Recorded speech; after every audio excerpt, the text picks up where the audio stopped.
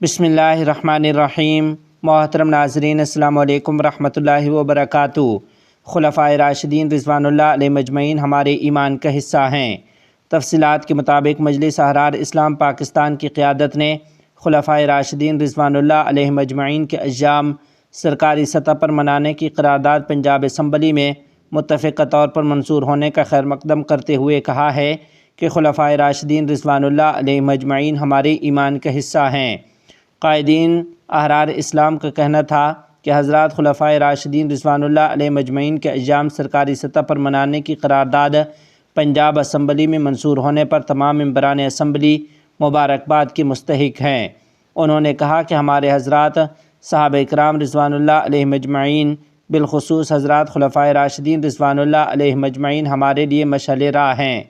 یاد رہے کہ گزشتہ روز حضرت مولانا محمد الیاس چنیوٹی صاحب دامت برکاتہم العالیہ نے پنجاب اسمبلی میں قرارداد پیش کرتے ہوئے کہا کہ یہ ایوان وفاقی حکومت سے مطالبہ کرتا ہے کہ خلفائے راشدین رضوان اللہ تعالی علیہ مجمعین کے ایام وفات و شہادت سرکاری سطح پر منائے جائیں، نیز ان کی سیرت و کردار کو اجاگر کرنے کے لیے کانفرنسز کا اہتمام کیا جائے۔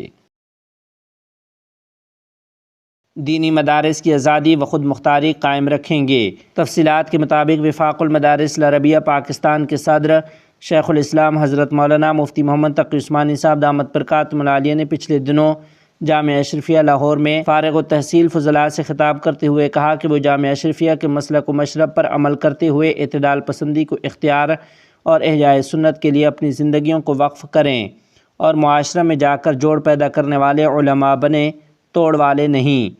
انہوں نے کہا کہ ہمارے اکابرین نے دینی مدارس کو سوسائٹی ایکٹ بل کے تحت رجسٹر کرانے کا بل منظور کرا کے مدارس کی آزادی اور خود مختاری کو برقرار رکھا ہے۔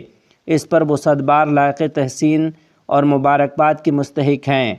مولانا مفتی محمد تقی عثمانی صاحب نے کہا کہ ہم دینی مدارس کی آزادی و خود مختاری کو ہر صورت قائم رکھیں گے اور اس میں کسی بھی قسم کی مداخلت برداشت نہیں کریں گے۔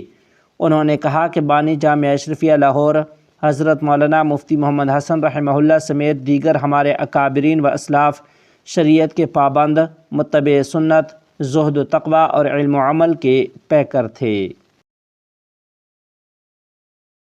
مدارس دینیہ و مکاتب قرآنیہ بقائے اسلام کا واحد ذریعہ ہیں۔ حضرت مولانا محمد سعد کاندھلوی دامت برکاتہم العالیہ کا جامع مسجد نوح میں اہم خطاب۔ تفصیلات کے مطابق حضرت مولانا محمد سعد صاحب دامت برکاتہم العالیہ نے میوات کے ام المدارس جامعہ معین الاسلام نوح میں جلسہ ختم بخاری شریف میں بطور مہمان خصوصی خطاب کیا۔ انہوں نے موجود علماء اکرام و طلباء مدارس اسلامیہ کو بطور خاص خطاب کرتے ہوئے اپنے ناصحانہ خطاب میں کہا کہ دراصل علم صرف جاننے یا کسی چیز کی معلومات حاصل ہو جانے کا نام نہیں ہے، بلکہ تعلق مع اللہ پیدا کرنے والا علم ہی علم نبوت ہے، اور علم کی بقا کے لیے بنیادی شرط گناہوں سے استغفار اور تعلق مع اللہ ہے۔ انہوں نے موبائل سمیت جدید آلات نشر و اشاعت کی نفی کرتے ہوئے کہا کہ جس علم کو اللہ تعالیٰ نے اپنے محبوب نبی جناب محمد الرسول اللہ صلی اللہ علیہ وسلم پر نازل کرنے سے پہلے آپ کی سینہ مبارک کو چاک کر کے دل کو آب زمزم سے 3 مرتبہ دھویا ہو، بھلا معصیت کے آلات سے اس علم کو کیسے حاصل کیا جا سکتا ہے؟ علاوہ ازیں انہوں نے طلباء عزیز کو نصیحت کرتے ہوئے کہا کہ علم حاصل کرنے کے لیے اللہ تعالیٰ کا قرب ضروری ہے، جو کہ اللہ تعالیٰ کے ذکر کے بغیر حاصل نہیں ہو سکتا۔ قبل ازیں انہوں نے آج سے تقریباً 100 سال قبل محسن امت و بانی تبلیغ حضرت مولانا محمد الیاس رحمہ اللہ کی ایماء و عین منشا کے مطابق قائم کردہ میوات کے سب سے قدیم دینی ادارہ جامعہ معین الاسلام نوح کے طلباء دور حدیث کو بخاری شریف کی آخری حدیث پڑھا کر بخاری شریف کا اختتام کیا، اور فراغت حاصل کرنے والے طلباء کی اللہ کے راستے میں 1 سال کے لیے، جبکہ دیگر علماء اکرام کی دوسرے اور تیسرے سال کے لیے نقد تشکیل کی۔ ان سے پہلے مرکز نظام الدین سے تشریف لانے والے بزرگ عالم دین مولانا عبدالستار صاحب نے بھی قیمتی نصیحتیں کیں اور اللہ تعالیٰ کے راستے میں نکلنے کی ترغیب دلائی۔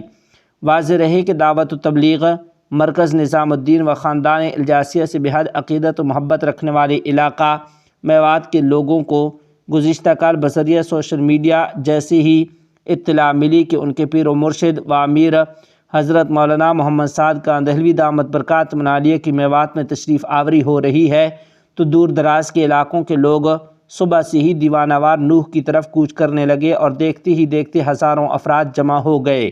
ایک وقت میں مدرسہ معین الاسلام و جامع مسجد نوح میں قدم رکھنے کے لیے جگہ نہیں بچی۔ قبل ازیں صبح 9 بجے تشریف آوری ہوئی۔ مفتی زاہد حسین قاسمی شیخ الحدیث جامع ہاضہ کی قیادت میں علاقے کے سینکڑوں علماء کرام و دیگر ذمہ داران تبلیغ نے نہایت ہی جوش و خروش کے ساتھ حضرت مولانا محمد سعد کاندہلوی کا استقبال کیا۔ آخر میں مولانا محمد سعد کاندہلوی کی رقت آمیز دعا پر جلسہ اختتام پذیر ہوا۔ سینکڑوں سرکردہ علماء و ائمہ سمیت راجستھان و ہریانہ کے علاقوں سے ہزاروں لوگوں نے نہایت ہی عقیدت مندی کے ساتھ اس جلسہ میں شرکت کی ہے۔ دارالعلوم دیوبند کے صدر المدرسین حضرت مولانا سید ارشد مدنی صاحب دامت برکاتہم العالیہ 5 روزہ مختصر دورے پر بنگلہ دیش پہنچے۔ تفصیلات کے مطابق گزشتہ روز دوپہر 12:15 بجے امیر الہند حضرت مولانا سید ارشد مدنی صاحب دامت برکاتہم العالیہ بھارت سے مختصر دورے پر بنگلہ دیش پہنچے ہیں۔ آپ جہاں رہتے ہوئے بنگلہ دیش میں ہونے والے مختلف ختم بخاری کی آخری تقریبات میں شرکت کریں گے اور بخاری شریف کا آخری درس دیں گے۔ بتاتے چلیں کہ اس کے علاوہ دارالعلوم دیوبند کے شیخ الحدیث مولانا محمد امین پالن پوری صاحب مدثلہ العالی اور جمعیت علماء ہند کے صدر مولانا محمود اسد مدنی صاحب دامت برکاتہم العالیہ بھی ان دنوں بنگلہ دیش کے دورے پر ہیں اور مختلف پروگراموں میں شرکت فرما رہے ہیں۔ نارویجن کونسل افغان مہاجرین کی امداد جاری رکھے گا۔ تفصیلات کے مطابق وزارت برائے امور مہاجرین مولوی عبدالکبیر نے نارویجن کونسل کے سیکرٹری جنرل جان انگلیڈ سے ملاقات کی ہے۔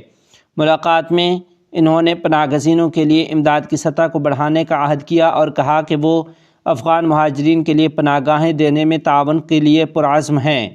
مولوی عبدالکبیر نے ناروے کے تعاون پر شکریہ ادا کیا اور مزید کہا کہ افغانستان اقتصادی ترقی کے ذریعے مہاجرین کا مسئلہ حل کرے گا۔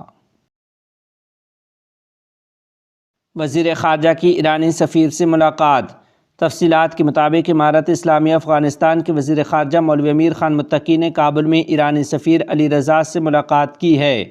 ملاقات میں دونوں ممالک کے درمیان دو طرفہ تعلقات، اعلیٰ سطحی وفود کے تبادلوں، اقتصادی تعاون اور متعدد علاقائی امور پر تبادلہ خیال کیا گیا۔ امیر خان متقی نے اس بات پر زور دیا کہ چابہار بندرگاہ کا آپریشن اور صلاحیت میں اضافہ دونوں ممالک اور پورے خطے کے لیے افادیت کی ایک اچھی مثال بن سکتا ہے۔ ایرانی سفیر نے کہا کہ ایران افغانستان کے ساتھ مختلف شعبوں میں پیش رفت اور عملی کام کرنے کے لیے پرعزم ہے۔